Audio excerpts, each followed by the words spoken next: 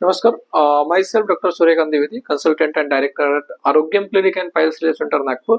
आज हम बात करेंगे उन जो मेरे पेशेंट्स बहुत बार पूछते हैं कि हमें एसिडिटी हमारी खत्म ही नहीं होती है और हर समय उन्हें खट्टी डकारें, जलन, हार्ट बर्न ये ऐसी तकलीफें होती रहती हैं।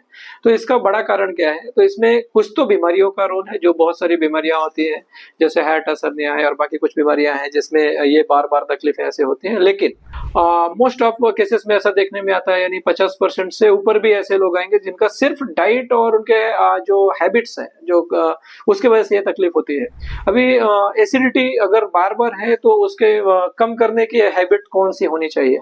तो जिन्हें ऐसी तकलीफ है कि कंटिन्यूअस एसिडिटी का प्रॉब्लम है, उन्हें बहुत लंबे टाइम तक अगर वो खाली पेट रहते हैं तो एसिडिटी बढ़ती है, एक कारण ये है। दूसरा, खाली पेट ऐसी चीज लेते हैं जो पित्तकर हो या पित्त को बढ़ाती हो या फिर गर्भतासिर की होगी, उन्हें ऐसी तकलीफ होगी।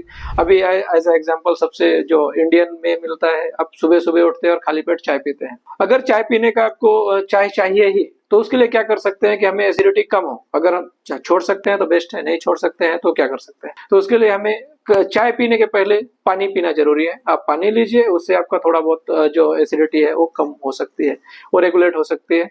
दूसरा, आप उसके साथ में कुछ पहले थोड़ा सा खा सकते हैं, उसके बाद चाय ले सकते हैं। आप जब भी खाली पेट चाय लेंगे आपको गर्म की वजह से एसिडिटी होती है। इसी तरह जब आप मसाले खाते हैं, कोई भी मसालों में भी तासीर गर्म होती है और ये मसाले हमेशा एसिडिटी का कारक बनते हैं।